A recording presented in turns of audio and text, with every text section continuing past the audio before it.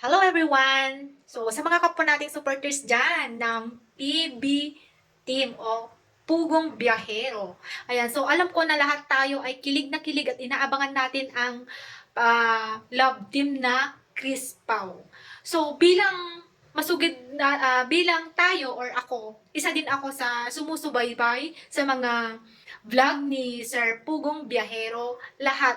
Nung una, guys, mga ilang years, last year pa yata yun na merong nabanggit din si Kwan na every time na may nababanggit si Sir Paul sa mga natutulungan niya na sayang maganda pa naman, ganito ganyan. Ewan ko, pero parang may pumitik sa akin na sana nga sa pagtulong ni Sir Paul sa mga katutubo ay sana mahanap na din niya yung kanyang true love. Ayun, so, ayan nga guys, magre-react at mag-comment na ako dito. Since matagal ko nang pinipigilan tong nararamdaman ko simula nung nalaman ko na may Chris Pao. So yun nga, nung sinundan ko yung Chris Pao, oh my God, eto na nga. Dati pa guys, last year ko pa inaabangan na sana Lord magka-love life na din si Sir Paul. Kasi nga 'di ba nga, lagi siyang nasa charity, lagi siyang tumutulong sa mga katutubo.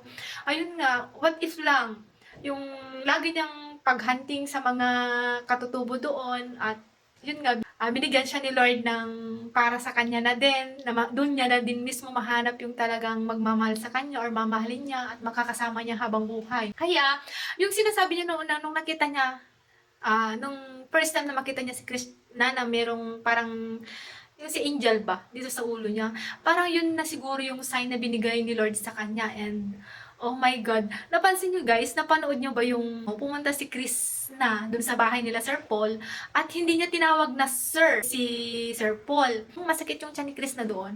Paul ang tinawag niya doon. Panoorin niyo yan. Baka malaglag! Paano pag wala? Agadi. Ay, siya ako binibilan ni Paul. Binibilan ni Paul.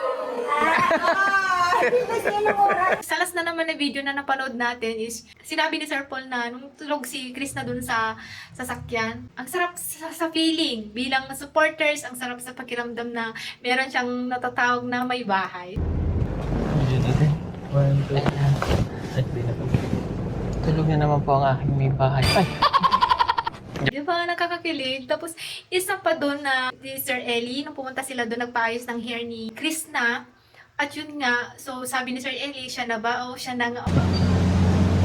Ito na ba yun, Day? Ha? Ito na ba yun? Oo, yan na yun. Oh my God! Sir Paul! Huwag niyo naman kaming paasahin ng mga supporters, Sir Paul.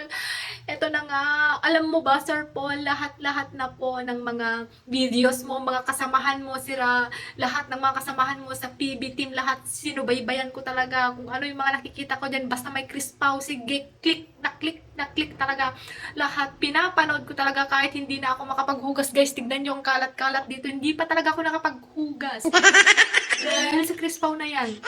Anyways, sobrang happy kami sa iyo, Sir Paul. At sa mga bashers dyan na inuuna yung pagiging, yung ganyan, yung Chris Pao, yung mga love na yan, hindi. Bakit? Wala bang karapatan si Sir Paul na magmahal? Wala bang karapatan na panahon naman para yung sarili niya na yung unahin niya? Siyempre, yung pagtulong, andyan lang yan.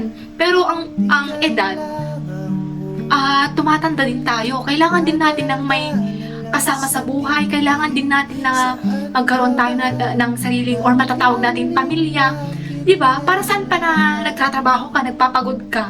Oo, natutulungan mo ngayong family mo, pero iba pa rin yung may napupuntahan yung pera mo, yung like yung family or may anak na galing mismo sa laman at dugo mo. Diba?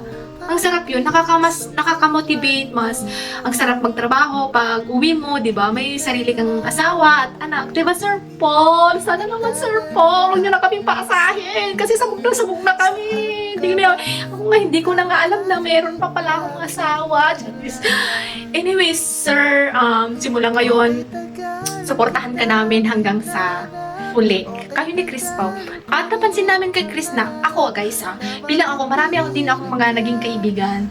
Siyempre, pag may mga kaibigan tayo, malalaman natin agad yung ugali nila, di ba? The way na paano sila magsalita sa atin, paano sila makisalamuha, yung pag-approach, ganun ba?